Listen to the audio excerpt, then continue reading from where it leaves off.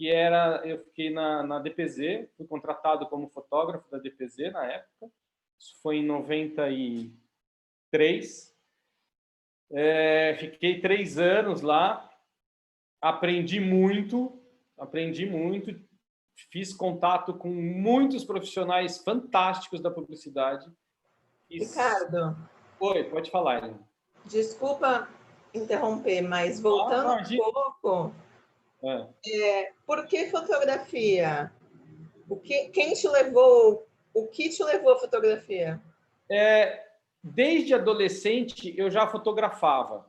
Então, eu pegava onda quando era moleque e a gente viajava. E como eu era ruim, eu era um surfista muito ruim, eu preferia sair da água e ficar fotografando meus amigos. E isso me levou para fotografar campeonatos de surf, que no começo era uma diversão para mim, mas eles começaram a pagar. Então, foi uma coisa natural, foi meio que orgânico isso. Eu não procurei isso como uma profissão, isso daí era um hobby para mim. E as circunstâncias me levaram a ganhar dinheiro com aquilo que eu achava que era fotografia. Até o momento da Editora Abril, porque uma coisa foi levando a outra, aí rolou de fazer uma exposição, aí a Abril me viu, me convidou para ser assistente lá dentro. E detalhe, na época, eu fui perguntar para uns amigos meus o que era ser assistente no Estúdio Abril, né? Um amigo meu falou, eu estou com meu nome lá na lista de espera faz 2 anos. Eu falei, então, daqui, eu vou pôr meu nome também, mas eu acabei entrando na Abril na semana seguinte.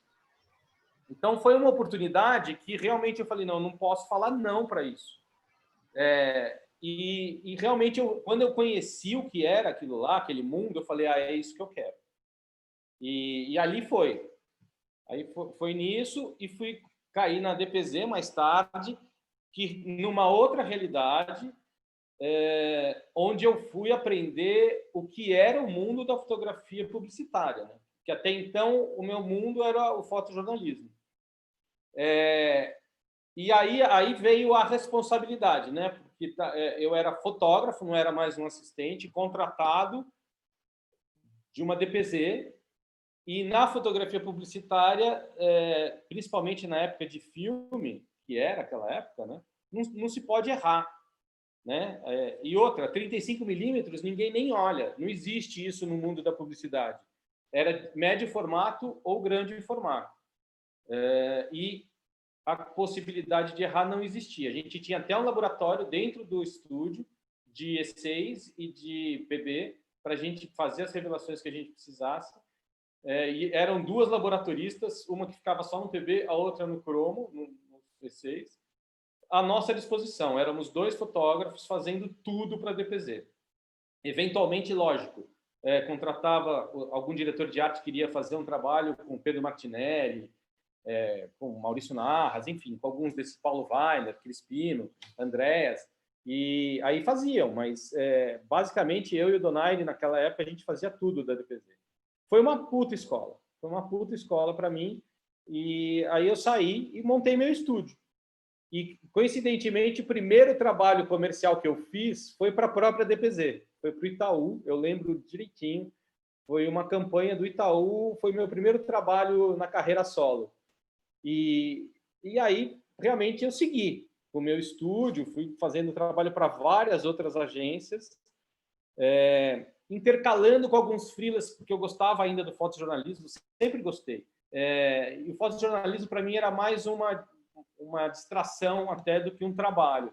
Então, de vez em quando, eu tentava pegar um editorial, pegava alguma matéria de esporte, que era uma coisa que eu gostava, e eu ia intercalando com o meu trabalho comercial mesmo. E fazendo alguns trabalhos autorais. Mas o dia a dia mesmo, e aí era fotografia todo dia. Foram anos e anos fotografando praticamente todo dia para várias agências, vários clientes. E nesse ritmo a gente aprende muito, né? Porque você entra no mundo da fotografia profissional. E é completamente diferente do autoral, né? Vocês quando estão falando com o Juan, com o Marcelo, pode falar, Dani. Então, é isso que eu ia te perguntar. Eu vivi mais ou menos essa época aí também, que nós temos mais ou menos a mesma idade, só que não com a mesma intensidade de fotografar tanto que nem você fotografava. E você tinha, que acho que nem o tempo, né, eu de acho ter que assim, são muitos. vontade. Aí vem aquela questão, né, o que é a fotografia, o que é o fotógrafo profissional. Para mim, o fotógrafo profissional é o que vive da fotografia. Que ganha dinheiro com a fotografia. Que ganha dinheiro, que a fotografia é o ganha-pão dele. Isso não quer dizer que o fotógrafo que não ganha dinheiro com a fotografia não seja fotógrafo. Exato. Né? Esse negócio. E é uma coisa que eu sempre falo, que a fotografia, ser fotógrafo, está dentro de você, né? Não é uma coisa que... É a mesma coisa, eu quero ser músico. Cara, eu não sei tocar nada. E eu não tenho nenhuma afinidade com a música para eu tocar qualquer instrumento. Então, não dá para eu ser músico, muito menos um músico profissional. E eu acho que as artes, de um modo geral, são isso mesmo, né? A gente ou é ou não é, né? A gente se interessa, a gente vai atrás, a gente tem prazer quando a gente faz.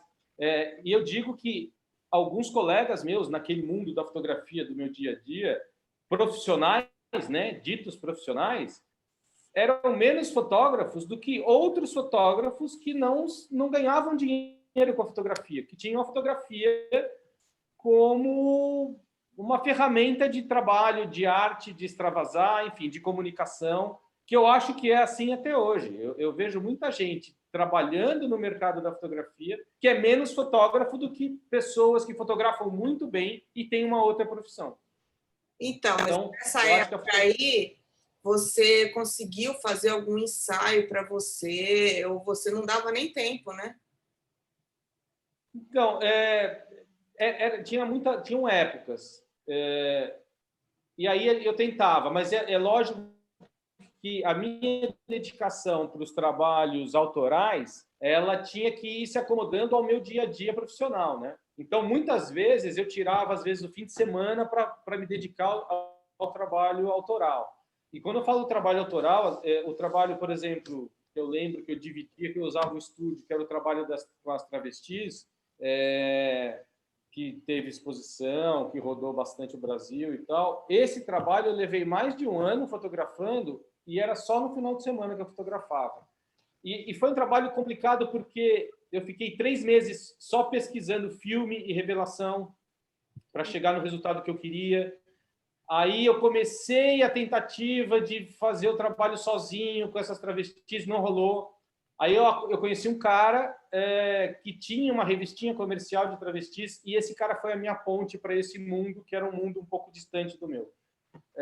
E aí sim, aí o negócio começou a engrenar e a gente marcava a cada 15 dias um ensaio no estúdio com o meu maquiador, com a minha iluminação. Eu revelava sempre no mesmo laboratório, porque tinha que ser a mesma temperatura da química, o mesmo tempo de revelação, porque era o mesmo filme e eu precisava do mesmo resultado em todos os filmes. Então, foi um ano, basicamente, fazendo esse processo, onde eu ia para o laboratório, a gente acompanhava o trabalho do cara, tal, do laboratório, para ter o material que depois foi selecionado para as exposições. Então, você gostava muito mesmo, porque você fica trabalhando a semana inteira sem horário para terminar, chegar no final de semana e ainda fazer um trabalho autoral, meu filho. Não, mas muita dedicação e amor mesmo pela fotografia. Mas, Dani, eu lembrando disso, eu consigo hoje, talvez na época eu não enxergasse isso, mas hoje eu consigo enxergar claramente, e isso eu ouvi também de outras pessoas, que a fotografia do meu dia a dia não era uma fotografia minha, né? Eu estava fazendo um momento de alguém. E eu tinha que fazer, era aquilo. Muitas vezes, até argumentar que uma foto é melhor do que a outra, mas aí, até um certo ponto, porque eu falava, não, eu estou recebendo é para fazer o que o cara quer. Então, é isso, eu vou entregar e pronto. O trabalho do fim de semana era o que realmente me dava prazer, porque, primeiro, era um assunto que eu tinha escolhido, era o meu olhar, a minha característica, a minha luz, e não tinha ninguém falando para mim fazer de um jeito ou de outro. E é por isso que quando a gente faz uma exposição, tem o lado bacana, que é você estar mostrando o seu trabalho, né? E aí você tem que estar aberto a críticas, né? Porque não é todo mundo que vai gostar do seu trabalho ou daquele trabalho. E crítica é normal, eu acho que faz parte. Eu também não quero que 100% das pessoas do mundo gostem do que eu faço. Tem que ter variação, né, nessas coisas. E eu tenho, talvez, uma característica que a Dani não tem, qualquer um de vocês aqui tem uma outra, mesmo que a gente vá fotografar o mesmo assunto, né? Vão sair fotos diferentes, porque vem a questão do repertório, do olhar, enfim, um monte de questões aí para você imprimir o seu trabalho. Né? Ninguém tem pergunta? Deixa eu perguntar. Todo mundo é sempre quietinho assim, essa turma toda quietinha. Vou fazer uma pergunta aqui. Para fotógrafos que nem você, que já tinham uma carreira, né, estabelecida e com a entrada do digital transformou muito o mercado, como que foi essa transição para vocês, assim, fotógrafo já com estúdio, com uma carreira já estabelecida? Então, olha, eu, né, falando de mim, eu não vou falar dos outros fotógrafos, mas, assim, para mim foi traumático o digital. Traumático. Eu não aceitava, eu relutei muito em assumir o digital como uma ferramenta de trabalho. E eu te conto que eu assumi o digital quando eu estava na DM9, que foi a minha última, talvez, atuação bem intensa no mundo da fotografia profissional. Chegou numa determinada época que a DM9 me convidou para montar o estúdio dentro da DM9. E eu entrei com toda a minha estrutura, era o meu estúdio, eu era associado à agência. A gente tinha uma razão social nossa, a minha e da DM9, a gente prestava serviço para os clientes da DM9. Então, era um departamento que eu era sócio que dava lucro para a agência. E ali, foi bem nesse momento, o digital já existia e tal, e eu comecei, quando eu perdi uma campanha grande, porque eu não tinha câmera digital, e o diretor de criação queria que fosse digital. Aí eu perdi a segunda campanha grande. Na terceira que eu perdi, eu falei, eu vou ter que assumir essa porcaria. E aí eu fui, comprei a Hassel, comprei lentes, comprei um monte de coisa nos Estados Unidos, gastei um caminhão de dinheiro, e aí não perdi mais as campanhas, né? Mas é uma mídia que eu gosto? Não. Eu posso te falar que eu gosto mais de trabalhar com o celular do que com a câmera digital. Se eu tiver a possibilidade de usar a câmera com filme, eu prefiro do que usar o digital. Eu estou fazendo um trabalho, inclusive o Marcelo conhece um pouquinho desse trabalho, que quando eu iniciei, eu estava na dúvida de qual ferramenta eu ia usar, né? Que tipo de câmera, que mídia. Então, eu fui com filme preto e branco, com uma câmera digital e com celular. Os dois resultados que eu mais gostei nas primeiras séries foi o celular e a câmera e o filme, né? O filme foi o mais bacana, é o que eu mais gosto. Eu tenho essas fotos, toda vez eu volto, olho.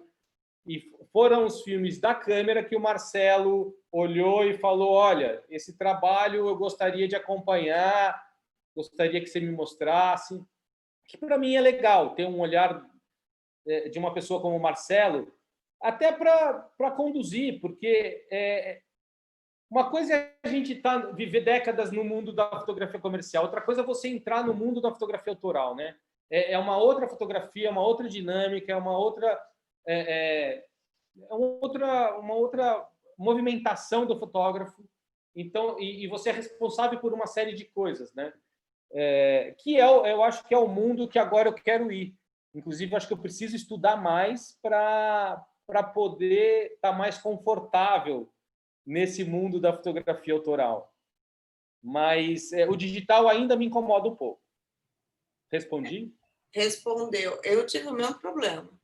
Quando apareceu o digital, eu não queria de jeito nenhum. E até hoje, assim, uma certa birra. Porque eu acho que acostumou muito com o filme e aí eu caí também direto no celular. Quer dizer, fiz muita coisa com digital, mas... Você sabe, Dani, eu ampliei agora, em dezembro, uma foto da minha filha pequena, quando ela era pequena, uma foto PB. Eu só não ampliei com a Beth porque ela não tinha horário para a gente fazer. Mas eu queria ampliar mesmo, não queria fazer uma print. Mas como eu queria isso daí pronto, eu acabei escaneando e fazendo uma print. Eu não gosto desse resultado. Eu não gosto. Porque a partir do momento que você escaneia o negativo, ele vira um pixel. E o pixel na imagem grande, eu ampliei 1 metro por 1 metro, na imagem grande, para mim, ele incomoda. Eu gosto de uma foto com grão e tal, mas com pixel não. E a pele da pessoa fica diferente. Eu acho que o resultado não é igual a uma ampliação de um negativo, direto de um negativo. E a nitidez também do digital é bem diferente, né? É uma coisa que a gente nem vê a olho nu, assim, o digital traz, ainda mais para retrato, para esse tipo de coisa. Eu puxava filme, eu adorava grão. E muita gente me pergunta, o que você acha melhor, um ou outro? E eu sempre digo que não dá para comparar. Não dá para comparar uma foto de filme e uma foto digital. São coisas diferentes. Eu posso comparar a de um filme com a de outro filme. Aí a gente está falando da mesma coisa e dá para você ter parâmetros de comparação. Um sensor com outro sensor, um celular com outro celular. Agora, não dá para comparar o resultado de um filme com de uma câmera digital, porque são mídias diferentes. Não dá para você não tem um parâmetro de comparação. Então, é uma questão de adaptação mesmo. Até para quem usa Nikon e Canon, qual é o que agrada mais? Porque qualquer uma das duas vai te oferecer tudo que você precisa. Na câmera digital também, ela oferece tudo que você precisa. Eu gosto mais de trabalhar com a câmera de filme e do resultado que o filme me traz. E tem gente que não consegue, né? Ainda mais a turma que começou com uma câmera digital ou com um celular e está acostumada já a olhar a foto que foi feita na hora para saber se está boa ou não está boa. A gente aprendeu sem olhar, né? Você só vai olhar depois que você revela o teu trabalho. Eu moro aqui no interior de São Paulo, né? E a gente tem um fotoclube e às vezes a gente faz Araçatuba. Tá. E aí a gente sai, agora a pandemia atrapalhou, mas a gente fazia a saída fotográfica uma vez por mês. E eu ia com a analógica, né? E na cabeça das pessoas, não é, pô, mas você nem vê, cara, você vai revelar não sei quanto tempo, sabe? Eles não têm essa cultura, né? Então, para que isso? Você está perdendo tempo. Não, e é muito engraçado, porque assim, quem trabalhou bastante com analógico, você vê a fotografia. Você só não viu ela pronta, mas você tem ela na tua cabeça. Se você sabe o que você está fazendo, você já imagina o que vai sair, né? E realmente as pessoas mais novas, né, na fotografia têm essa visão. Eles não conseguem enxergar e eles querem tudo muito rápido, né? Querem ver na hora o que aconteceu. É interessante isso. Gente, que turma quietinha. Vocês não têm nada para falar? Pode perguntar. Eu tenho uma pergunta. Oba! Eu sou Fernanda, também tenho 50 anos, comecei na lógica, também fui avessa e tenho maior dificuldade de achar os lugares onde cresci em Araçatuba, não conheço. Desculpa, vocês estão me ouvindo? Estamos. Eu estou. Cresci em Araçatuba, não sei qual é o nome, e eu tenho a maior dificuldade de achar aonde eu revelo, aonde eu compro os filmes. Eu acabei de comprar uma Hasselblad, eu tenho várias analógicas, e eu não sei mais onde eu revelo, onde eu encontro o filme, e além de ser caro, né? E aquele prazer que a gente tinha, desculpa para a juventude, ninguém vai, né? Então eu queria saber isso, se você pode me dar uma dica, onde eu compro os filmes, onde eu revelo, onde eu posso ir e revelar como a gente revelava, né? Então, aqui em São Paulo a gente ainda tem alguns poucos lugares, né? Eu acho que, por exemplo, preto e branco, para revelar, a Imágicas eu acho um excelente custo-benefício. Acho que o Marcelo ainda faz bastante coisa com ele, e a Rosângela. A ampliação, acho que é a Beth Savioli. Para negativo, o Gibo, acho que é o melhor laboratório de negativo colorido. É o melhor laboratório que tem aqui. Depois você pode deixar essas referências. Depois eu pergunto para a Dani, então. Pode deixar, eu posso passar. Tá. Filme realmente é uma coisa que é difícil de encontrar, porque o Brasil já não importa muito mais, né? Eu vou só mudar de lugar. Não, tá. Porque tá ruim a internet aqui. Peraí, eu só vou...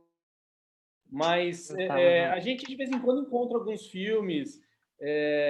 Na Capovilla, às vezes, tem. Mas, assim, eles importam muito pouco. E é raro encontrar os filmes. Às vezes, você quer um filme diferente, você não vai ter. Então, agora uma sobrinha minha, eu sou neta de alemão, né? E agora uma sobrinha minha está morando em Berlim. Então, é um canal bom, né? Porque... Eu ia falar isso. Às vezes vale mais a pena, dependendo qual material que você quer, que você precisa, comprar lá fora e trazer. Ou alguém que vai... Então, eu também posso comprar em Nova York, mas assim, assim, eu tenho facilidade, eu tenho um irmão que mora em Nova York, eu posso comprar e mandar em Nova York, mas eu mando revelar em Nova York, no Whitewall, mas eles mandam para a Alemanha e volta para Nova York, entendeu? Então, eu acho que talvez valha mais a pena eu comprar lá, não sei. E, de repente, se tem mais gente que se interessa, se a gente comprar junto, vocês sabem como são os europeus, eles não desperdiçam um tostão. Então, não sei, eu vou até consultar. Ontem foi aniversário dela, dessa minha sobrinha. Eu tenho uma dificuldade enorme de falar em público para fazer. Então, eu tô aqui nervosa só de falar isso. E eu vou perguntar para ela se ela consegue, porque ela quer ser artista, enfim, ela foi modelo para todas as minhas fotos. Eu vou pedir para ela ir atrás disso. E eles gostam, né, se você puder concentrar, né, a maior quantidade. Eu vou até dar uma olhada, faz tempo que eu não peço nada lá, eu não sei como tá, mas a BH mandava muita coisa para o Brasil, a BH lá de Nova York. Não, mas assim, se vocês quiserem alguma coisa da BH, assim, eu posso trazer, né? Tem uma pessoa que traz para mim, mas eu posso trazer da BH. Então, a BH eu acho que é o melhor lugar e eles têm preços excelentes, assim. É muito bacana. Sim, muito bom. mas mesmo para isso, você acha que é mais barato que os outros? Mas assim, vamos supor, em São Paulo, se eu quero e eu, Fernanda, ter aquele prazer inenarrável que eu tinha com meu avô de revelar a Fernanda, foto. A Rosana, que ele falou da imagem... Aparece aí você, para eu te conhecer. Oi, estou aqui, tá vendo? Porque eu já tô morrendo de vergonha. Flávio, você está sem câmera. Tá sem câmera, Flávio. Apareceu. Apareceu. Liga o som, Flávio. Liga o microfone, Flávio.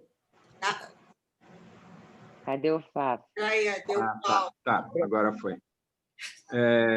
Estão ouvindo? Sim. Agora sim. Prazer, legal. Flávio.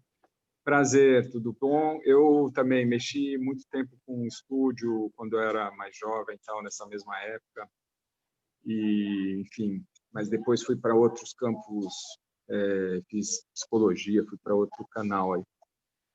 Mas sempre continuei com a foto, tudo. Mas a Rosângela, que ele estava falando, da Imágicas, ela tem uma coisa que chama legal, que chama Clube do Analógico. Que é um sistema que você paga uma mensalidade e você tem direito a tantas horas por mês para ir lá ela tem uns laboratórios super legais e você amplia o quanto você quiser, entendeu? Ela tem papel, tem química, tem tudo. Então, acho que é um contato bem bacana. Fica ali na Capote Valente. Nossa, do lado de casa. É um lugar super legal. Tá legal. É do lado de casa. Não, é bem bacana esse clube do analógico dela. Ela retomou agora depois da mudança, né? Que eles tinham dado uma paradinha. Pois é, tal, mas tinha ela parado, E agora com a pandemia, vai lá de máscara, dentro do laboratório?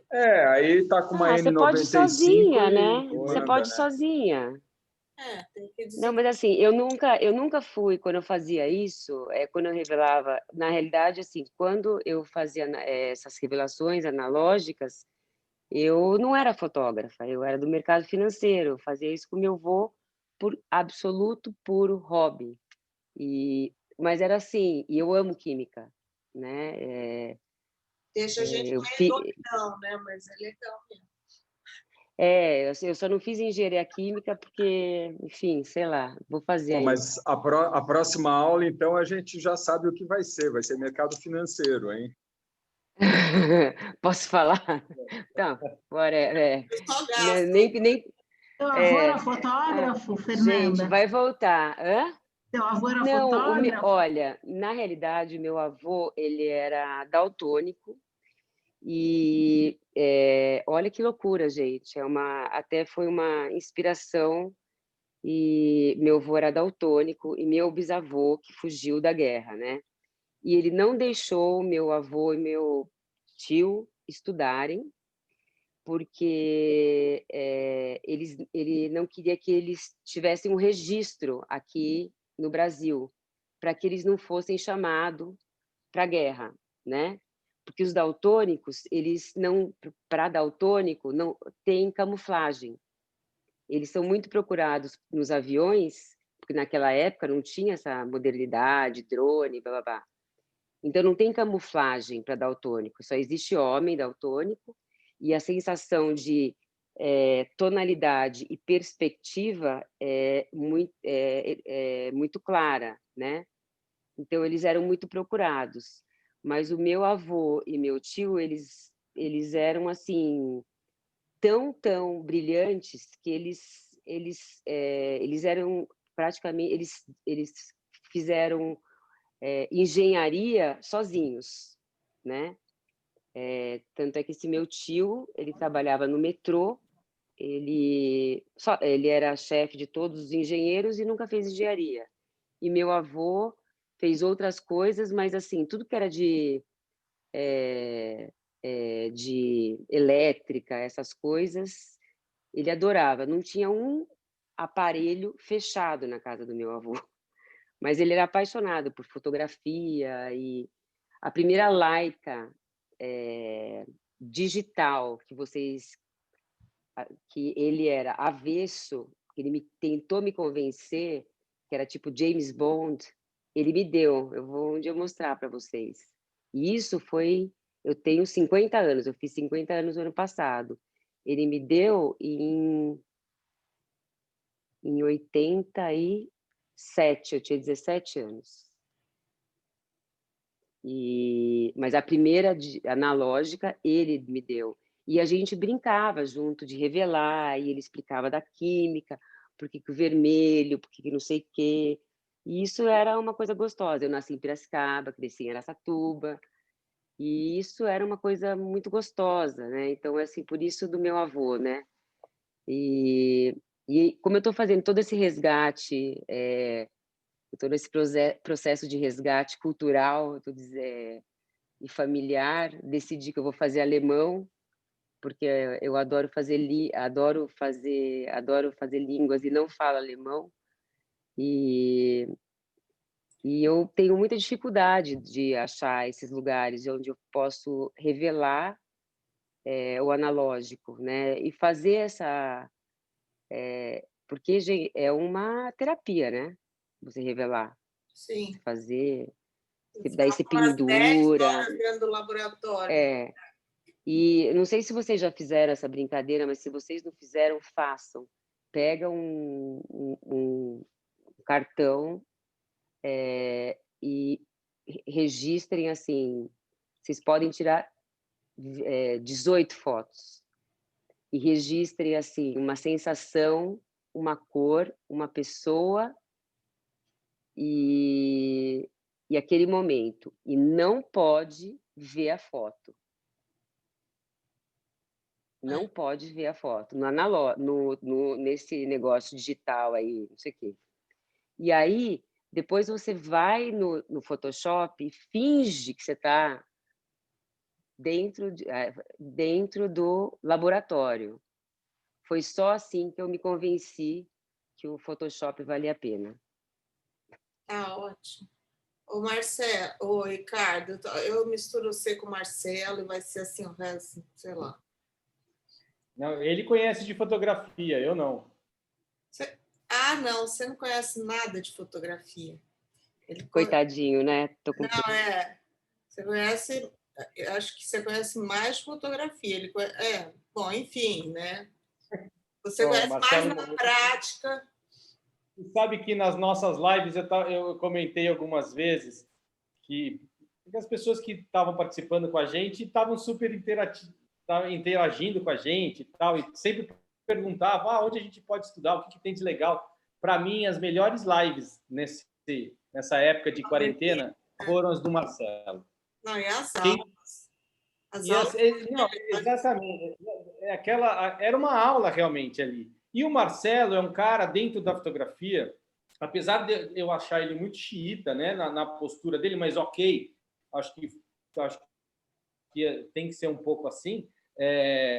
O Marcelo é um cara que ele não tem medo de passar informação para quem está fazendo o curso dele, a aula dele, diferente de vários outros fotógrafos, professores, cursos que tem por aí. Então, eu sempre indico o Marcelo porque realmente ele ensina, ele mostra, ele fala, ele fala com propriedade, porque ele já estudou, ele já praticou, enfim.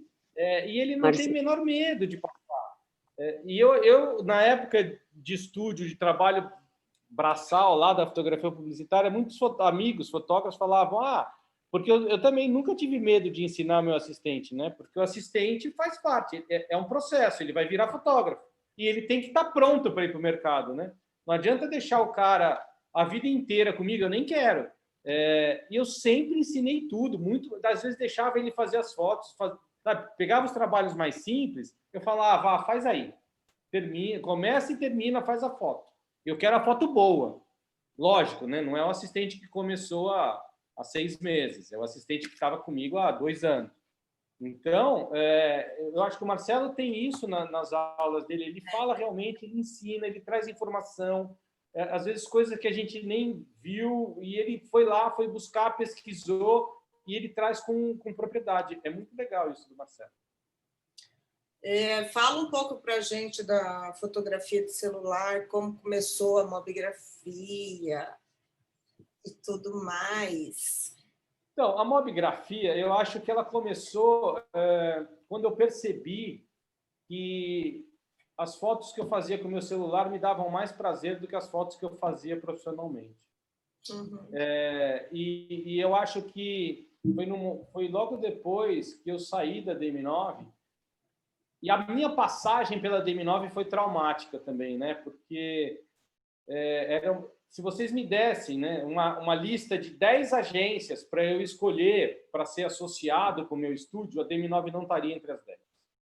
Eu sempre achei a postura da escola dos anglo-anais muito escravocrata. Ele sempre abusou muito dos funcionários, eu não gostava muito daquilo e acabei caindo lá dentro, né? Para me arrepender, depois de 7 anos lá dentro, eu não queria mais olhar fotografia, não queria mais saber de fotografia. Eu falei, não quero mais saber disso. E não é que eu não queria mais saber da fotografia publicitária, eu não queria mais saber de fotografia.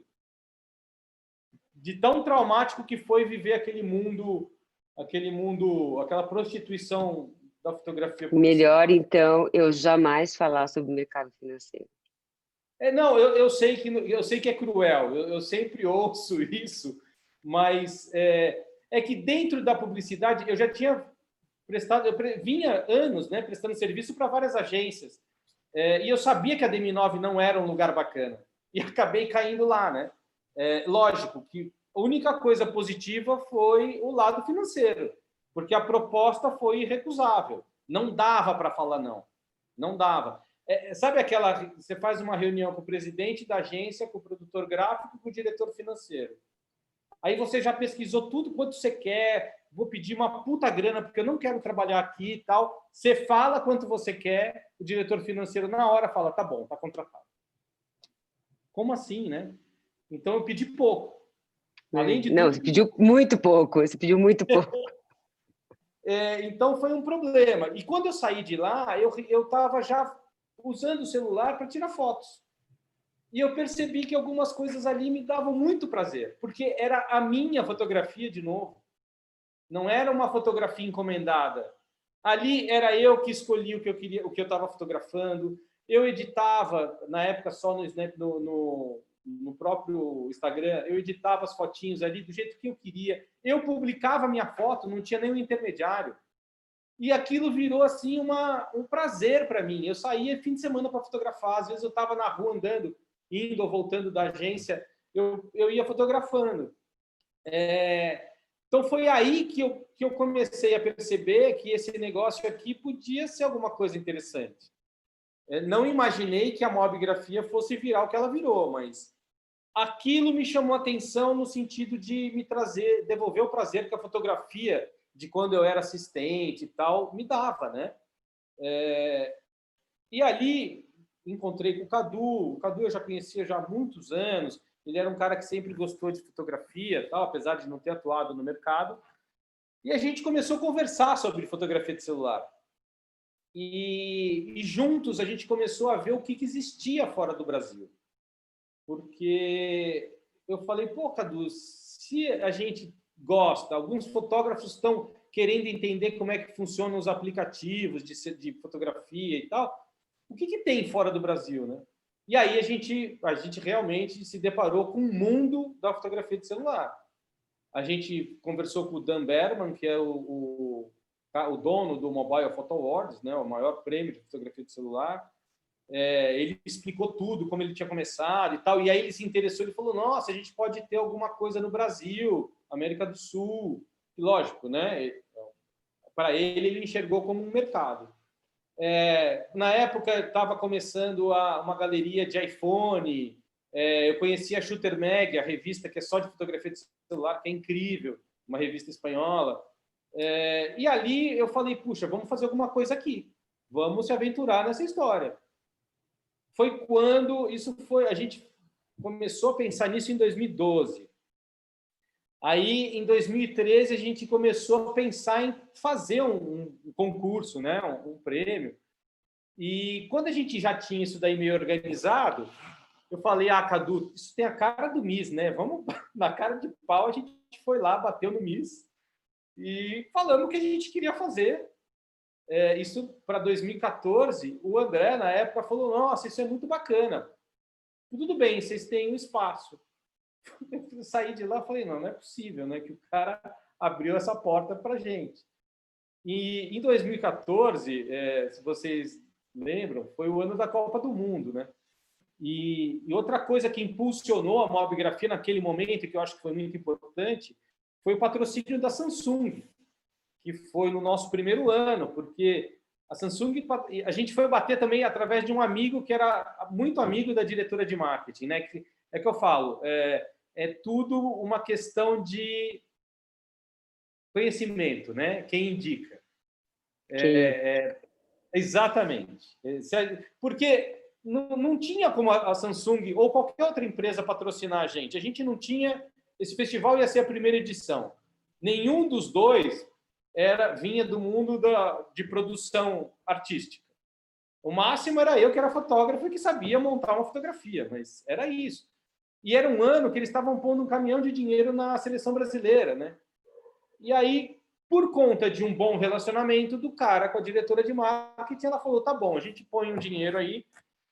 Isso impulsionou, porque a gente ficou com um contrato com a Samsung de 1 ano.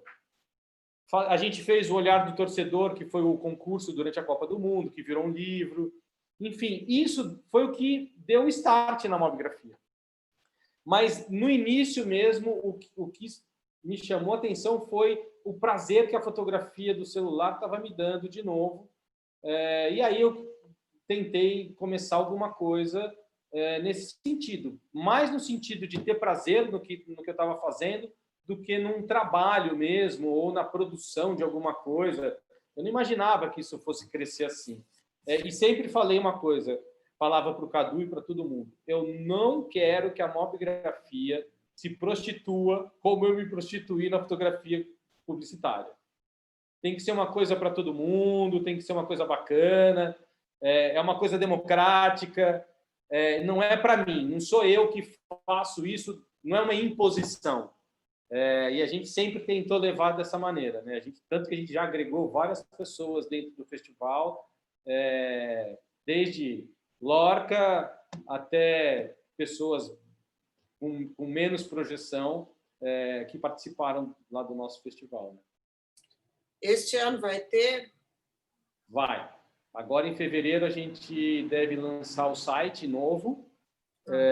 A marca também passou por umas alterações e tem algumas coisas diferentes para esse ano. Não dá para falar? Não. Não dá? Não. Uma coisa, assim, o que dá para falar é que eu acho que a fotografia, a mobigrafia, né, com fotografia de celular, como fotografia dentro do festival, isso está indo muito bem. A gente recebe dezenas de milhares de fotos todo ano. Isso está ok. O que a mobigrafia está olhando, começando a olhar, é o que da tecnologia a gente pode agregar na fotografia, ou no mundo da produção, ou no mundo da exposição.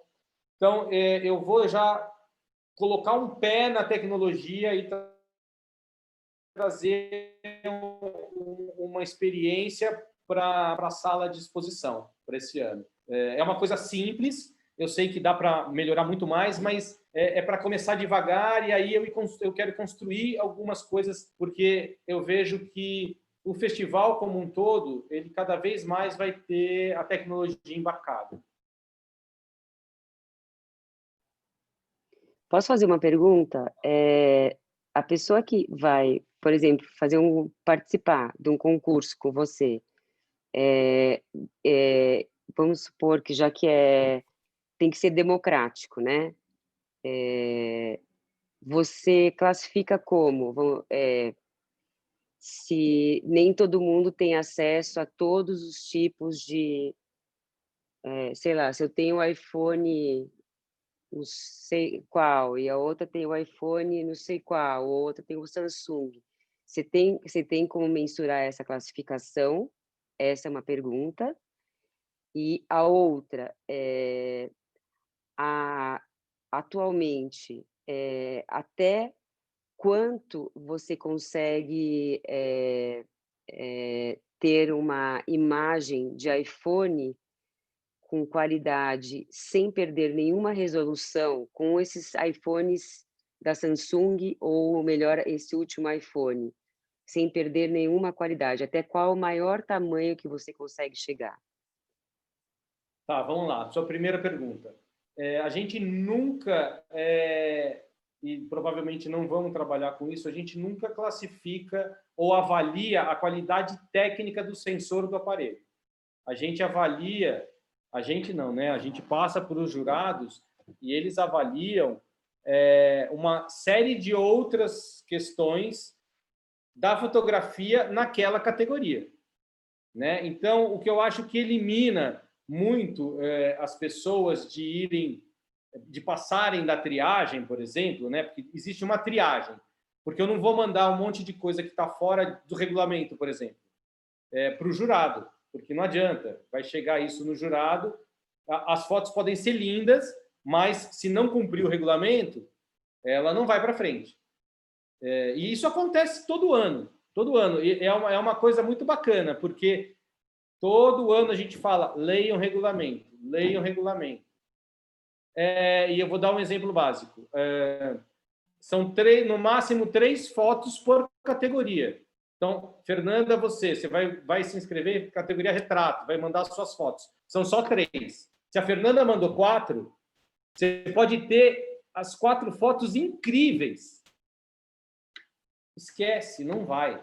Não vai. E tem gente que fala, nossa, mas as minhas fotos são lindas. São mesmo, mas está fora do regulamento.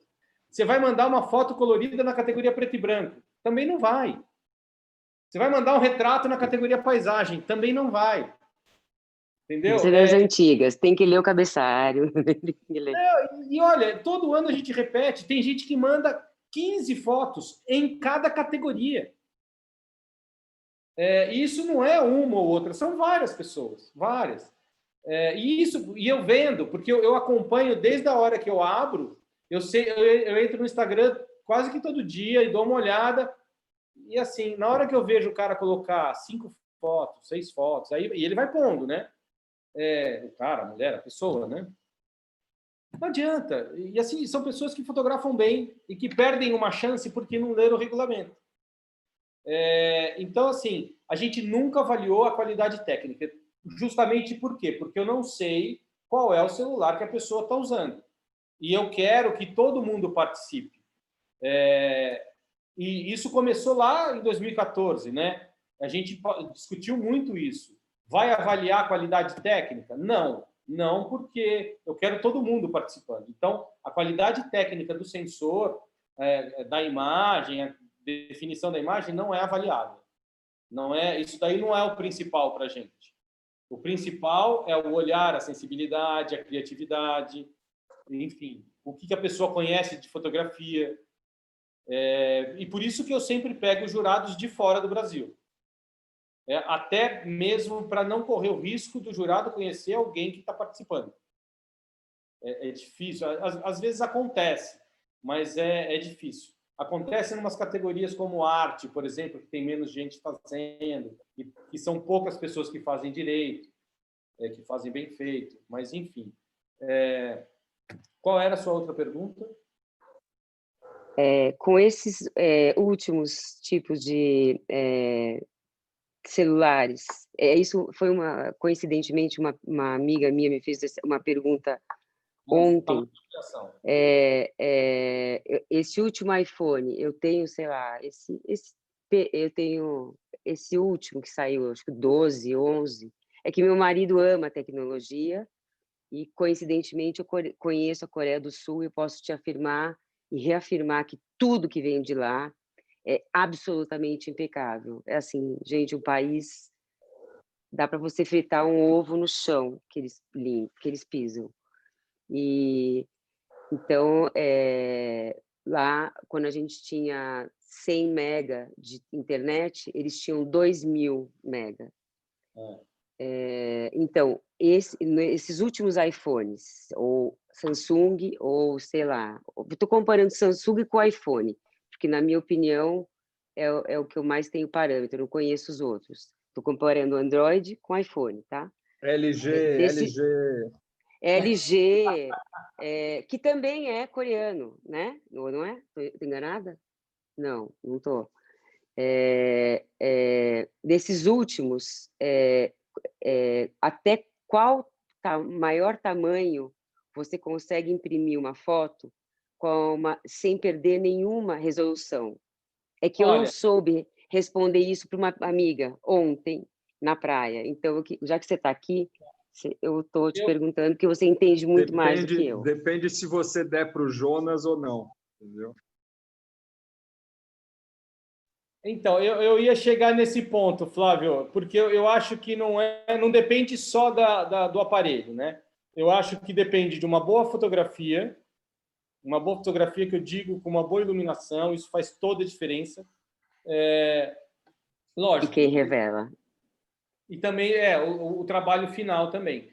Eu cheguei a ampliar do iPhone, nem lembro que iPhone era, mas bem anterior ao 12. Eu cheguei a ampliar umas fotos numa exposição que eu fiz, eles tinham acho que 90 por 1,20 m. Foi isso que eu consegui. Eu falei para ela que até 1 por 1 dava. Mas aí eu acho que vai muito até no que o Flávio comentou agora, desse processo final. Eu acho que é mais importante até do que o aparelho que você tem. Eu vejo muito isso nos processos todos que a gente teve, né, no festival com o Júlio, que é o cara que imprime para a gente, da Papel Algodão. Sentar com ele olhar o arquivo junto com ele, ajustar para a saída da máquina é fundamental. Faz toda a diferença.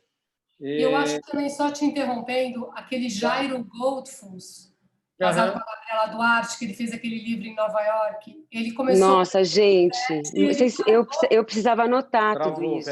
Ele parou, voltou para o iPhone 6, porque ele achou que para o trabalho que ele estava fazendo no metrô, o iPhone 6, a impressão estava ficando muito melhor do que com o iPhone 7. Então, eu conversei quando o Jairo... Acho que o iPhone, acho que não é o aparelho, eu acho que também é a pessoa, é o local. Não, o iPhone não é o aparelho. Se comprou na Coreia, na China... Não, definitivamente, para foto, o iPhone não é o aparelho. É outro. Assim, agora que o iPhone está correndo atrás, mas tem outros que estão lá na frente, ó. Tem um outro que eu nem lembro o nome, que já está com a câmera da Leica há muito tempo, mas eu precisava anotar todos esses nomes. Esse aí é topper. Então, mas eu precisava anotar todos esses nomes. A fotografia, o que sempre fez a diferença na fotografia não era a câmera, né? É a lente. A lente faz toda a diferença. A lente com elementos melhores, não com elemento de acrílico, se for com elemento de vidro melhor, se for com de cristal melhor ainda. Isso traz definição para a sua fotografia, traz qualidade para a sua fotografia. Isso sempre foi assim. Então, essa coisa de que todo mundo sempre perguntava, qual é a melhor câmera? Tem que perguntar qual é a melhor lente. A lente vai fazer diferença no seu trabalho, não a câmera. A câmera... A lente fotógrafa. Não, exato, não. Eu estou falando de equipamento. Lógico que sem um bom fotógrafo, mas você vai fazer com aquilo, não adianta... Mas quem imprime é fundamental. É fundamental, faz a maior diferença. Faz a maior diferença. E agora que ele falou... O Marcelo gosta muito daquele francês, que eu não vou lembrar o nome, que é um cara que faz um trabalho com máquinas de plástico, né? Léo de Vendal. Gente, eu preciso de todos esses nomes. Vocês conseguiriam mandar? Eu vou pegar uma caneta. Quando você fala câmera de plástico, você está falando das Lomos? Não, é uma ainda anterior a ela. Eu não lembro o nome do cara, mas ele faz essas fotos e daí, na hora de ampliar, ele usa uma técnica lá com platina e tal. E o resultado é uma coisa incrível. Né? É o Bernard Plossu e a técnica... É isso mesmo, Gi. É isso mesmo. Ele tem uma aulaça dele, lembra? Olha, eu não quero nem saber. Amanhã eu vou fazer sabatina, eu quero todo mundo que apareceu nessa live. E amanhã eu vou ligar para todo mundo, perguntar o nome de tudo. Mas enfim, a questão é que, de fato, o que importa é o resultado que você quer, né? Quer dizer, não é o melhor no sentido de mais qualidade, mas é o que tem a ver com aquele desejo que você está a fim de ter como resultado, né? E isso é um caminho, como você falou, né, Ricardo, de que você, para fazer o negócio das travestis, passou, sei lá, um mês, quanto tempo em trabalho com o laboratório para ter o resultado que você queria, né? Porque eu queria, na verdade, aquele trabalho específico, eu queria um resultado que era uma coisa bem magenta. E, cara, eu testei acho que uns 50 filmes. Negativo, fazendo processo de revelação diferente, cromo, fazendo processo diferente, até achar um filme que era um tungstênio, não lembro, acho que era um Fuji tungstênio, que com uma revelação de tanto tempo, acho que era 4, sei lá quanto, acho que 4, 5 minutos a mais do que o normal, enfim, dava o resultado que eu queria. Isso que o daltônico vê, entendeu? Essa tonalidade, essa coisa, ele consegue perceber mais rápido. Ele não vê cor, ele vê, então... Ricardo, e hoje o que te mantém no meio de uma pandemia, desse negócio todo, o que te mantém vivo, motivado, o que te anima a acordar todo dia e tocar o barco? Você sabe que as pessoas perguntam ainda, o que você faz? Até pouco tempo atrás eu falava, não, eu sou fotógrafo, né? Hoje eu não sei se eu sou mais fotógrafo ou mais produtor cultural, né? Mas uma coisa que eu descobri, lógico, através da mobigrafia, e que me dá muito prazer é dar aula. Os trabalhos que eu tenho feito nas comunidades, na periferia, hoje menos, né? Com a pandemia diminuiu muito isso, mas aí eu comecei a fazer em alguns lugares assim, né? Na sala. Gente, isso realmente é o que me motiva hoje. Levar essas informações para essa turma que, se a gente não for lá, eles nunca vão ter contato com esse nosso mundo. Nunca. Nunca. E quando eu falo periferia, e isso eu fiz durante... A Camila está aí, acho que ela pode até me corrigir, mas foi uns 2 anos e meio já que a gente vem fazendo isso. E é periferia. Eu faço questão. Não é ir para a Moca, entendeu? Nada contra a Moca, mas não é ir ali. Não é ir Itaquera. É ir aonde as pessoas realmente não vão. E você tem talentos lá. Você tem pessoas que são extremamente talentosas e que gostam e já usam esse negócio aqui para tirar foto, né? Eu comecei a fazer isso por conta do João, fotógrafo cego e tal, e isso me motivou a tentar descobrir outras pessoas. Então, assim, eu acho que é muito isso que hoje, todo dia que eu sei que eu vou ter contato com essa turma ou com uma ONG de possíveis suicidas e tal, falar com turmas assim, é o que me motiva. Quando eu acordo e tem um dia desse, eu falo, nossa, hoje vai ser bacana. Porque... Ricardo, eu já sei para onde eu vou te levar. Tem um lugar que eu vou te levar, depois eu te ligo, a gente conversa quando voltar a funcionar tudo. Claro. Sendo periferia, eu tô dentro. É periferia. Não, e aí eu também, mas periferia. Aí você nunca mais vai falar, ele é xiita, porque tem o xiita morando com o sunita, e um ajudando o outro. Viu, Flávio? Você sabe que teve algumas situações que aconteceram nessas minhas aventuras nas periferias, quando o Mariem me chamou para participar, sei lá, há 2 ou 3 Interfotos atrás, ele queria que eu levasse a exposição. Eu falei, levar a exposição é tranquilo, tal, mas eu queria fazer alguma coisa com escola pública ou com a periferia de Itu, né? E ele conseguiu uma escola bem na periferia. Cara, chegou uma menina, uma adolescente, devia ter uns 14 anos, 15.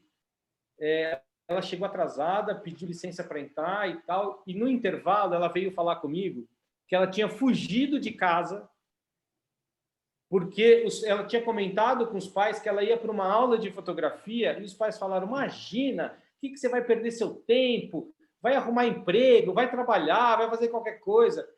Ela gosta tanto de fotografia que ela fugiu de casa para ir na aula. Então, assim, sabe, essas coisas são impagáveis. E quando terminou tudo, ela veio falar, ela falou, eu quero ser fotógrafo. Eu vou fazer isso da minha vida. Nossa, até então, assim, isso, até durante a pandemia toda vez que a gente tinha uma aula virtual, numa sala, tal, eu acordava feliz, mais até do que fotografar. Eu gosto muito mais de estar levando isso para essa turma do que fotografar. Os meus trabalhos autorais também me motivam e tal, mas isso já faz parte desse meu mundo, né?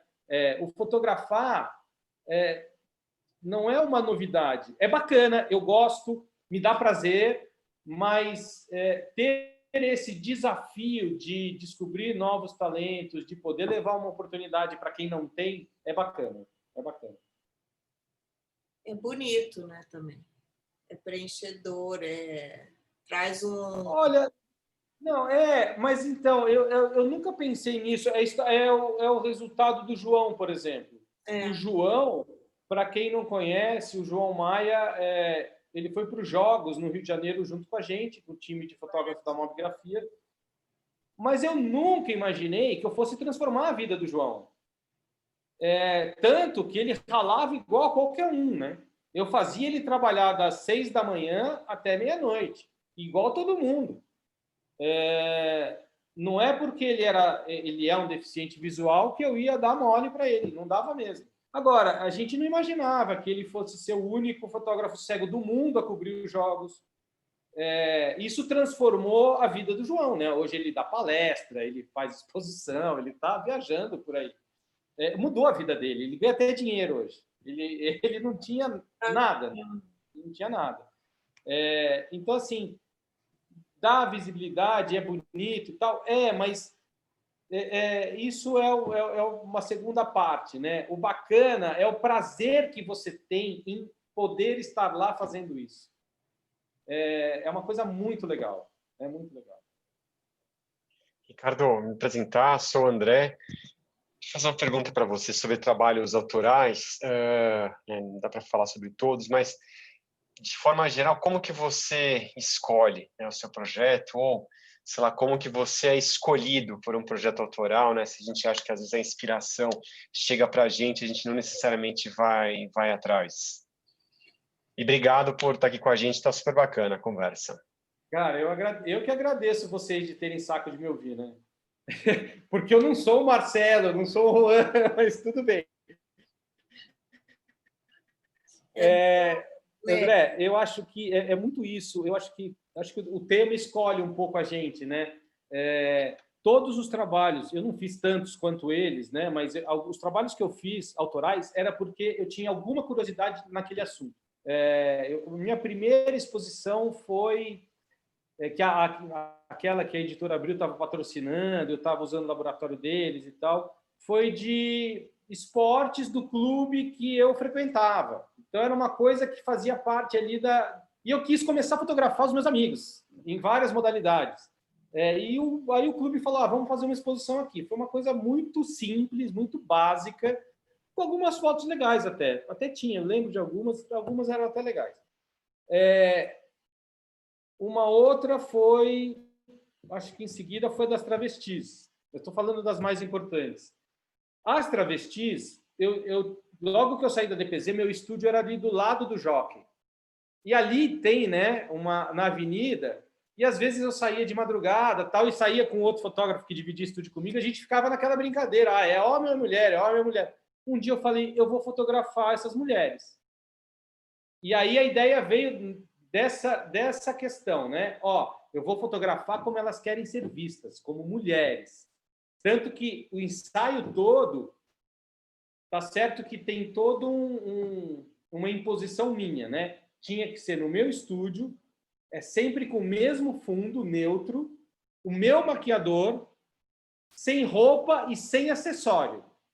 Então, assim, realmente a ideia era tirar toda a roupa delas, meio que quase desmontar o personagem e criar uma mulher ali, tanto na minha maquiagem, na luz e na fotografia. Então, esse foi um desafio para mim. Eu falei, não, eu quero fazer esse trabalho como elas querem ser vistas, como mulheres. E eu ganhei assim, o meu prêmio maior foi porque eu dava fotos em troca, né? Elas não pediam cachê, mas elas queriam as fotos porque eram fotos que elas nunca teriam, né? Fotos em estúdio, com maquiagem, bonitas e tal. Uma delas, uma mais velha, o dia que eu fui entregar as fotos, fui mostrar, e eram cromos, a gente pôs na mesa de luz, e ela começou a chorar, ela não falou nada e começou a chorar. E eu na minha cabeça, eu falei, será que eu falei alguma besteira, né? Porque você tem ali alguns certos cuidados, né?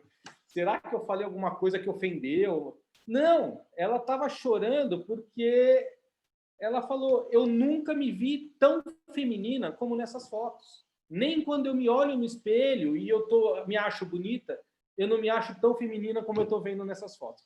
Ali, para mim, eu não precisava nem expor mais. Tal. Eu falei, bom, cheguei no resultado que eu queria. E uma outra exposição, que foi para a Pinacoteca, eu fui para Tiradentes, em Minas, com mulher, filho e tal, e levei, o Flávio que falou de câmeras de plástico, eu sou fissurado por lomo, eu tenho várias lomos, e levei várias câmeras, filmes, e fiquei com uma, e dei uma para cada filha, e aí a gente saiu fotografando Tiradentes. 5 dias lá fotografando, brincava, porque as câmeras, algumas não tem visor, então, assim, era uma diversão para todo mundo. Aí eu cheguei, recolhi todos os filmes, fiz o cross-process, revelei como se fossem negativos e tal. E um amigo meu viu, é um jornalista, é um crítico do Estadão, achou incrível o trabalho e falou, vamos levar para a Pinacoteca. E a Pinacoteca aceitou, não sei como, mas aceitou. E aí acabei expondo lá esse cara acabou virando curador do trabalho, que fazia sentido, né? Ele já tinha meio que separado o que achava interessante. E foi muito legal, porque, como tinha participação das minhas filhas, a Pinacoteca estava tendo solicitação de visita de escolas. Então, a exposição que ia ficar 3 meses, ficou 9 meses. Porque tinha todo final de semana escolas do interior de São Paulo levando crianças para verem um trabalho de outras crianças. Então, assim, é uma coisa que acaba o assunto me chamando mais do que eu indo atrás do assunto. Legal, valeu mesmo. Agora, eu não sou o cara ideal para falar de trabalho autoral, né? Vocês têm que falar disso com o Marcelo. Não, mas foi muito bacana. Valeu. Ricardo. Mais alguma pergunta, gente? Ricardo, eu não sei como perguntar sem ofender, mas hoje em dia a gente ainda vê muito preconceito. Não, é sério, eu não quero... Não, pode falar. Eu não me ofendo, pode falar. A gente ainda vê muito preconceito de algumas pessoas de não, essa foto é de celular. Ou como que você encara isso, esse preconceito que ainda existe de desmerecer a foto de celular, porque de celular não é fotógrafo, não é fotografia? Você ainda ouve muito isso? Porque, assim, eu, pelo menos, no meu hall, ainda ouço. E eu não sou, assim, sou uma pessoa normal, comum. E aí as pessoas falam, não, mas essa foto é de celular, ou não dá para fazer nada com ela, ou coisas desse tipo. E como que você lida com isso? Eu acho que, assim, hoje eu ouço menos, né? Quando a mobigrafia começou, isso era, assim, muito intenso, muito intenso. Até por esse mundo da fotografia que a gente vive, né? Os donos dos principais festivais torciam o nariz para a gente, e a gente ouvia, mas isso não é fotografia. Tanto é que, durante os primeiros anos, eu não vou dar nomes, mas, assim, alguns caras importantes da produção cultural brasileira falava: deixa esses caras aí de lado, porque é fotografia de celular mesmo. Deixa, os caras do celularzinho, tudo bem. Até o dia que eu acho que, para a mobigrafia, a grande virada, e aí sim, esses caras todos tiveram que se render, que foi quando... Ali foi a gota d'água, quando teve a exposição Avessos e Paradigmas da Nair, da Maureen, do Lorca e do Pena. Aí esses caras vieram falar e dar parabéns, cumprimentar, porque a gente tinha colocado esses 4 caras numa exposição dentro do festival, onde os 4, que nunca tinham fotografado com o celular, se renderam ao celular. Na verdade, a Maureen que pediu para fazer o primeiro trabalho, né? E quando uma Maureen pede para fazer um trabalho com o celular, experimentar, cara, não tem o que contestar, né? Quando o Lorca pega um celular e faz um trabalho para ir para uma exposição no MIS, o que esses caras vão falar? Aí eu até ouvi, até no próprio MIS, a pessoa não viu que eu estava do lado, e aí ela falou para um produtor cultural, falou: tá vendo? Você viu o que os caras fizeram? Trouxeram eles aqui para fazer fotografia de celular. Então, assim, aos poucos, eu acho que as pessoas vão entendendo que isso é mais uma ferramenta.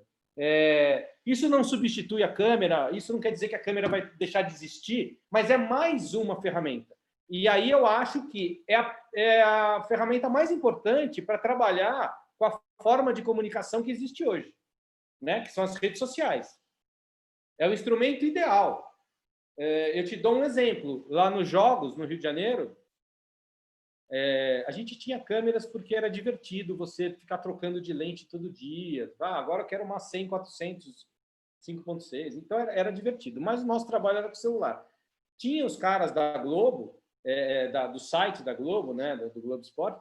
O cara tava com uma 5D RS, a de 50 megas. Ele tinha que deixar na resolução mais baixa da câmera, e mesmo assim ele demorava muito para passar os arquivos para a redação dele. Então, não faz sentido. Não faz sentido. E aí a gente tem que entender, a gente que eu digo todo mundo que quer fazer algum trabalho com fotografia, entender qual é a ferramenta ideal para o trabalho que eu quero fazer, né? E eu acho que hoje quem critica ou é porque tem medo, uma insegurança talvez de assumir uma ferramenta nova, né? Porque quando você está na sua zona de conforto, tá ok, tá tudo lindo, né? Agora você sai da sua zona de conforto, é um desafio novo. Você vai ter que enfrentar algumas questões que você não tinha na sua zona de conforto. Eu te dou o exemplo prático do Cristiano Mascaro na exposição em 2018, que o Marcelo, inclusive, ajudou a gente nesse trabalho de seleção e tal, que era a São Paulo do século XXI, que todos eles, o Bacite, o Cristiano e o Jorge Bodansky, fizeram um trabalho da Avenida Paulista aos domingos. O que o Cristiano, espertinho, fez? Primeiro, ele não fotografou arquitetura. Segundo, ele não fotografou preto e branco. Para quê? O trabalho dele, da vida inteira dele, é aquele. Ele estava experimentando uma ferramenta nova. Vai sair da zona de conforto. Eu vou mudar o meu trabalho para não ter comparação, né? Mas ele não falou não. Ele falou não, vou assumir, vou em frente no desafio, mas com uma característica diferente. Então, eu acho que hoje quem ainda reluta é porque talvez esteja na zona de conforto e não queira dar um passo fora dessa zona de conforto. Eu sei que, por exemplo, o Marcelo não gosta de usar celular para fotografar. Mas isso não quer dizer que o Marcelo ache que isso não é fotografia, né? Eu já tive até essa conversa com o Marcelo. E nessa conversa com o Marcelo, a gente foi além. Existe um grupo na França que acha que fotografia é com filme. Nem a câmera digital não é mais fotografia. E se você for tomar ao pé da letra, isso faz sentido. Porque ali no sensor é uma imagem eletrônica, não é uma fotografia, né? É uma imagem eletrônica. A partir do sensor, tudo é imagem eletrônica. O celular também.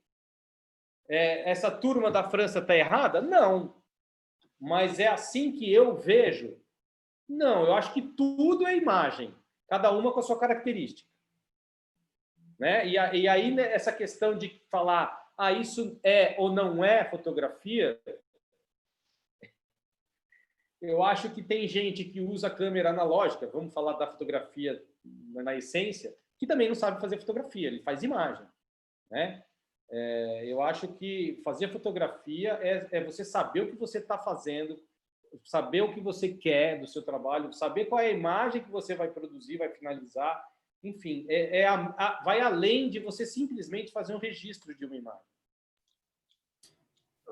Deixa eu fazer uma outra aqui, acho que é a minha última hoje, para não monopolizar. Você falou de redes sociais, você falou de Instagram. Eu estou com o seu Instagram aberto aqui no meu computador. Você, ao contrário de vários fotógrafos que eu já vi, você publica muita coisa, né? Tem muitos posts aqui, enfim, né? Um monte de fotos bacanas. Qual o filtro? Qual o filtro que você faz, Ricardo, na hora de pensar, putz, isso aqui vai, não vai, isso aqui é diversão, quero colocar... Você coloca tudo? Então, não coloco tudo. Não coloco tudo. Eu acho que eu ainda faço muito pouco, posto muito pouco. Eu não tenho uma disciplina para postar fotografia. Eu posto quando me agrada para ir para a rede social. Isso não é sempre, porque eu tenho fotografado pouco, inclusive, e esse pouco... não é tudo que vai para o meu Instagram. Então, eu não sou a pessoa ideal para falar como que se deve trabalhar o Instagram. Eu faço de acordo com o que eu acho, com o que eu sinto que eu vou postar. E aí eu trabalho aquela foto para postar. Eu achei essa foto legal, vou postar no meu Instagram. E se você prestar atenção, o Instagram, o meu não tem uma estética, porque tem gente que tem, né? Vou fazer tudo agora pastelzinho, agora eu vou usar preto e branco, agora eu vou fazer só paisagem. Tem gente que pensa em qual foto que vai entrar uma do lado da outra. Eu não, eu ainda sou antigo. Eu posto o que eu acho bacana, o que eu gosto, eu acabo postando. Teve uma sériezinha de fotos de praia que eu fiz assim, sempre no começo do dia, bem no amanhecer ou no entardecer. Eu fiz umas viagens para Ubatuba e estava com vontade de fazer aquelas fotos. As fotos são coloridas. E as que eu postei no Instagram são preto e branco. Por quê? Porque eu achava que o que eu estava vendo tinha que ser em preto e branco. E sei lá, era um momento, era uma fase que eu queria fazer aquilo em preto e branco. E talvez tivesse combinado mais. Isso não quer dizer que comercialmente aquele preto e branco seja melhor do que colorido. Eu acho que não. O colorido talvez venda mais. Mas para mim era o que eu queria. Era o resultado e era a forma como eu queria mostrar aquilo lá. Talvez fosse a forma como eu estivesse sentindo aquilo. Legal, tô vendo aqui. Bacana, valeu. Pode xingar também. Se achar ruim, pode falar. Mais alguma pergunta? Nenhuma dúvida? Alguma dúvida? Dani, quer perguntar? Da mobigrafia, quando que você vai começar a divulgar? Bom, em fevereiro, agora, no início de fevereiro, eu coloco o site no ar, mobigrafia.com, e acho que dia 10 ou dia 15, eu não lembro exato da data, que a gente abre o concurso para as pessoas submeterem suas fotos. Então, assim... E nessa data já vai ter o regulamento. Eu vou deixar ele fechado no site, eu só vou abrir o regulamento na data que vai para as pessoas submeterem. Por quê? Porque ali já vai ter as hashtags, né? As hashtags vão estar lá já. Explica também para as pessoas que é só pôr hashtag, que precisa mandar foto, arquivo, ou vai mudar? As categorias abertas do prêmio é só pelas hashtags. Então, tem a hashtag da categoria mais a hashtag da mobigrafia. E tem lá no site todo o regulamento. E aí eu vou fazer esse ano várias lives, não só no nosso Instagram da mobigrafia, como também num parceiro novo, que é o TikTok. Olha! Eu não podia falar. Podia, Camila? Camila aí já falou. Poxa, muito legal esse negócio aí. Olha, eu sei, a gente está num grupo pequeno, né? E a gente está quase lançando... Ninguém vai focar nada, vai. Esse ano vai ter uma categoria de vídeo. Putz, eu sou toda descoordenada. Não, olha, e eu vou te falar que eu sou assim um estudioso do TikTok. Eu acompanho, eu tenho lá, eu não posto nada lá porque eu não sei fazer. Mas que eu fico pesquisando um monte de coisa lá, eu fico. E eu acho que, gente, é um outro universo, né? Essa plataforma deles e a produção de vídeo. E tem vídeos incrivelmente bem produzidos em 1 minuto. E às vezes menos de 1 minuto. Sim. Então, pensando nesse universo do vídeo curto, né, e vertical, eu vou colocar uma categoria esse ano de vídeos com uma característica do TikTok. A gente vai divulgar muito através do TikTok também, porque tem vários canais lá, né, várias pessoas que falam de fotografia de celular, porque lá é basicamente fotografia de celular.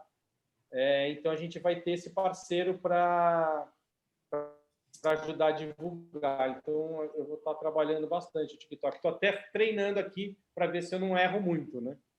Pega você a Camila, faz uma dancinha aí para a gente ver.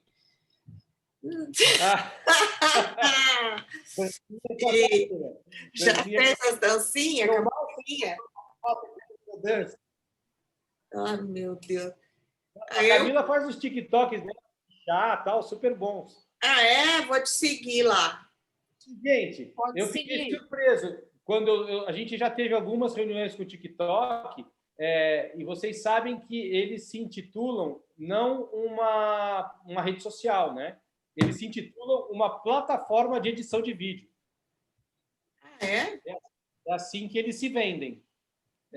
O que eu achei bem curioso, porque eles cumprem o papel de uma rede social, né? Mas eles se vendem como uma plataforma de edição de vídeo.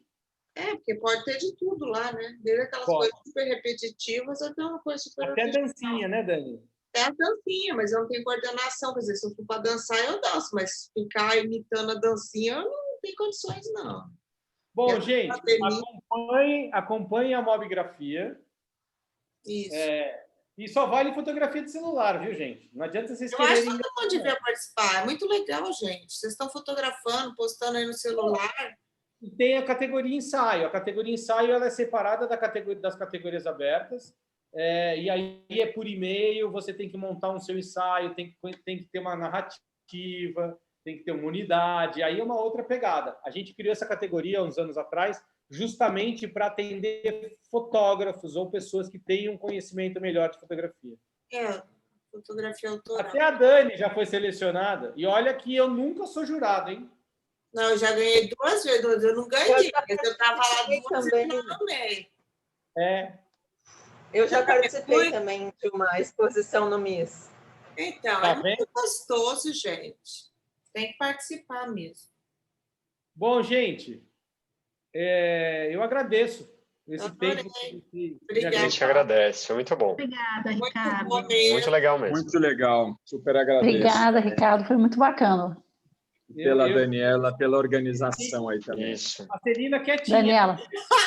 Pois é. Mas foi ótimo. Eu escutei muito. Achei que eu tinha mais a escutar do que a falar aqui. Eu gostei muito. Se eu falei muita besteira, pode reclamar com o Marcelo lá, fala para ele me puxar a orelha. Não, super legal. De jeito nenhum.